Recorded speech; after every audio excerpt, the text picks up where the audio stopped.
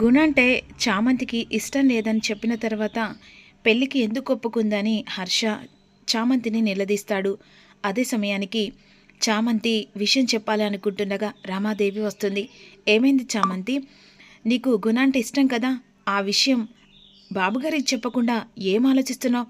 అయినా ఆల్రెడీ పెళ్ళికి కూడా ఒప్పుకున్నావు కదా, నీ మనసులో మాట చెప్పు అని రమాదేవి చామంతిని అంటుండగా, అవును బాబు, అయినా నువ్వు ఆ రోజు గుణాను పెళ్లి చేసుకోవడం ఇష్టం లేదన్నావు, మళ్ళీ ఈరోజు ఇలా అంటున్నావేంటి? ఎవరికన్నా భయపడుతున్నావా? లేదు బాబు, ఆ రోజు తెలియక అన్నాను, కానీ గుణ గురించి తెలుసుకున్న తర్వాత పెళ్ళికి ఒప్పుకున్నాను బాబు. ఈ పెళ్ళంటే నాకు ఇష్టం అని ఈ విధంగా అన్న తర్వాత, సరే ఇంకా ఎందుకు ఆలస్యం, వెంటనే ముహూర్తాలు పెట్టించుకొని ఎంగేజ్మెంట్ చేసుకుంటే సరిపోతుంది కదా హర్ష. త్వరగా పద, ముహూర్తానికి కూడా సమయం అవుతుంది. పంతులు గారికి ఫోన్ చేసి అడిగితే పంతులు గారు కూడా వస్తానని చెప్పేసి అన్నారు. పద హర్ష. చామంతి, నువ్వు వెంటనే ఇక రూమ్లోకి వెళ్ళి రెడీగా నా రూమ్లో వెళ్ళు అని చెప్పేసి రమాదేవి అన్న తర్వాత చామంతి ఏం చెప్పలేని పరిస్థితులలో తన తండ్రిని కాపాడుకోలే, నా జీవితం ఏమైనా పర్లేదని చెప్పేసి వెంటనే నిర్ణయించుకుంటుంది. హాల్లోకి వెళ్ళిన తర్వాత ఇంకెందుకు ఆలస్యం, ఇక వెంటనే కావలసిన కార్యక్రమాలు ప్లస్ ఒకటి ఎంగేజ్మెంట్కు రింగు కూడా తెప్పించాను. వెంటనే హడావిడిలో కూడా ఎంగేజ్మెంట్ జరుగుతున్న ఆలోచనతోనే వీళ్ళిద్దరికీ రింగ్స్ కూడా ఆర్డర్ పెట్టాను. నేను అవన్నీ ఏర్పాట్లు చేస్తానులే అని చెప్పేసి రమాదేవి అంటుంది. చామంతి, నువ్వు వెళ్ళి రెడీ కాపో గదిలో. సరే అని చెప్పేసి ఇక చామంతి వెళ్ళి గదిలో రెడీ అవుతుండగా ఈ మాటలు విన్నా ఇక ఒక్కసారిగా షాక్లో ఉండిపోతాడు ప్రేమ్. ఏంటి చామంతి, ఎందుకు ఇలా చేస్తుంది? నన్ను ప్రేమించా అంది, పెళ్ళి కొప్పుకుంది, కానీ ఎందుకు ఇలా చేస్తుందో అర్థం కావట్లేదు, పిచ్చిగాని పట్టిందా అనే విధంగా అనుకుంటూ ఉంటాడు. ఎందుకంటే గుణను పెళ్లి చేసుకునడానికి చామంతి ఒప్పుకుంది. చామంతి ఒప్పుకున్న తర్వాత ఇక తనతో ఏం మాట్లాడాలని చెప్పేసి చంద్రిక ఆలోచిస్తూ ఉంటుంది. గదిలోకి వెళ్ళి రెడీ కాపో అన్ని ఏర్పాట్లు చేస్తుండగా పంతులు గారిని పిలిపిస్తారు. ఎంగేజ్మెంట్కి ముహూర్తం, పెళ్లి ముహూర్తం అన్నీ చూస్తూ ఉంటాడు పంతులు గారు. ఈలోపు తన గదిలోకి వెళ్ళి చామంతి బాధతో పడుతూ ఇక రెడీ అవుతూ ఉంటుంది. ఈలోపు వెంటనే గుణ అదునంగా చూసుకొని గదిలోకి వస్తాడు.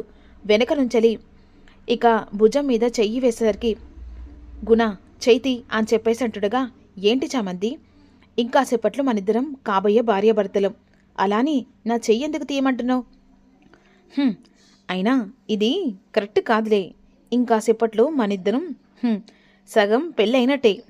గుణ ప్లీజ్ వదులు చెయ్యి అని ఈ విధంగా అంటుండగా, ఏంటి భార్యాభర్తలమేనే, కాసేపు ఇలా సరదాలు ఉండాయా ఏంటి అని హక్ చేసుకోబోతుండగా ఇక వెంటనే గుణ చామంతికి ముద్దు పెట్టబోతుండగా అందులో అటువైపు వెళ్తున్న ప్రేమ్ లోపల ఆర్గ్యుమెంట్స్ చూసి వెంటనే డోర్ తీసుకొని లోపలికి వస్తాడు.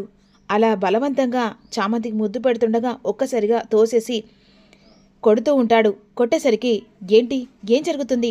ఇంకొకసారి చామంతి మీద చెయ్యి వేస్తే మర్యాద ఉండదురా, ఏంటిరా అసలు ఏం మాట్లాడుతున్నావు? చామంతి నా కాబోయే భార్య, నాకు ఆయనతో అధికారం లేదా అనే విధంగా అంటుండగా, నీ భార్య అయితే తను నీతో పాటుగా ఇక కాంప్రమైజ్ కావాలి కదరా, అలాంటప్పుడు తనకి పెళ్ళి ఇష్టం లేనట్టే. నిజం చెప్పు చామంతి, నువ్వు ఎవరి బలవంతం మీద పెళ్ళి కొప్పుకున్నావో నాకు అర్థం కావట్లేదు. నీ మనసులో గుణ లేడు, అసలు వాడంటేనే నీకు ఇరిటేషన్. అలాంటి గుణను నువ్వు పెళ్లి చేసుకున్నావు ఒప్పుకున్నావంటే దీనికి ఏదో కారణం ఉంది. ఏంటి, ఏం తెలుసుకోవాలనుకుంటున్నావు? ఆల్రెడీ తను పెళ్లి కొప్పుకుంది అని ఈ విధంగా గుణ అంటూ ఉంటాడు. ఏంటి గొడవ అని చెప్పేసి హర్ష, రమాదేవి అందరూ హర్షిస్తారు.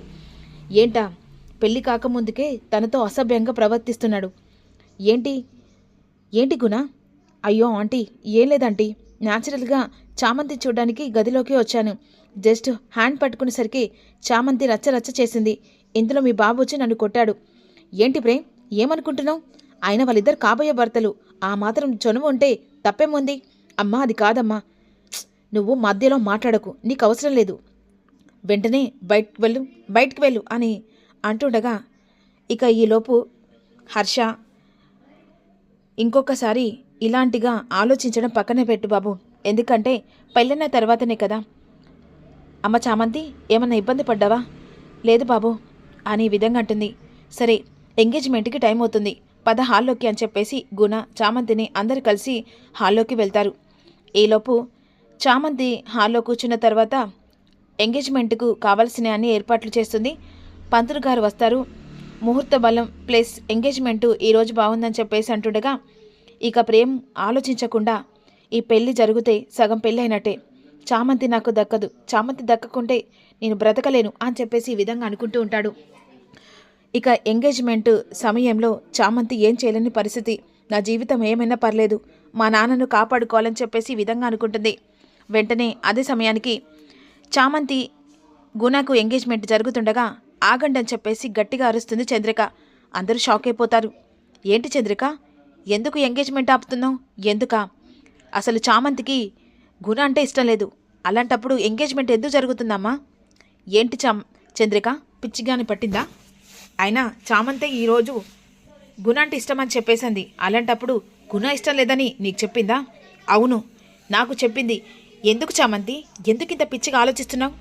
నిజం చెప్తావా, లేకుంటే నేను చచ్చినంత ఓటే అని చెప్పేసి చంద్రిక అంటుంది. లేదత్తా, నాకు గుణ అంటే ఇష్టమే, నేను ఈ పెళ్ళికి ఒప్పుకున్నాను, నువ్వు నిజం చెప్పకపోతే నేను చచ్చినంత ఓటే అనే విధంగా చంద్రిక అంటూ ఉంటుంది. అప్పుడు చామంతి తలదించుకొని ఏడుస్తూ ఉంటుంది. నిజం చెప్తావా లేదా అని అంటుండగా, అసలు ఈ పెళ్ళి ఇష్టం లేదు, నేను బలవంతంగా ఒప్పుకున్నాను అనేసరికి హర్ష షాక్ అయిపోతాడు. ఏంటి చామంతి, ఇందాక అడిగితే ఈ పెళ్ళి ఇష్టమని అన్నావు కదా, ఏంటి చామంతి మాట మారుస్తున్నావు, మాట గుర్తుందా అని రమాదేవి అంటూ ఉంటుంది. రమాదేవి, నువ్వే తనని ఏదో బలవంతంగా బ్లాక్మెయిల్ చేసి ఒప్పించినట్టుగా అనిపిస్తుందని హర్ష అంటాడు. లేదండి, నువ్వు నోర్మి, చామంతి నువ్వు నిజం చెప్తావా లేదా అని కోపంగా మాట్లాడతాడు హర్ష. అప్పుడు రామచంద్రేను జైల్లో చూడడానికి వెళ్ళడం, అప్పుడు రమాదేవి ఇక బెదిరించడం, ఈ విషయాలన్నీ హర్షకు చెప్తుంది చామంతి. ఒక్కసారి షాక్ అయిపోతాడు. ఒకవేళ ఈ పెళ్ళి జరగకుంటే ఇక మీ నాన్న బ్రతికుండడు, ఈ జైళ్లను చంపేస్తానని చెప్పేసి రామాదేవి మాటలు హర్షకు చెప్పేసరికి హర్ష షాక్ అయిపోతాడు. వెంటనే కోపంతో హర్ష రామాదేవి చెంప పగల కొడతాడు. అసలు గుణతో పెళ్లి జరిపించడం కారణం ఇదా?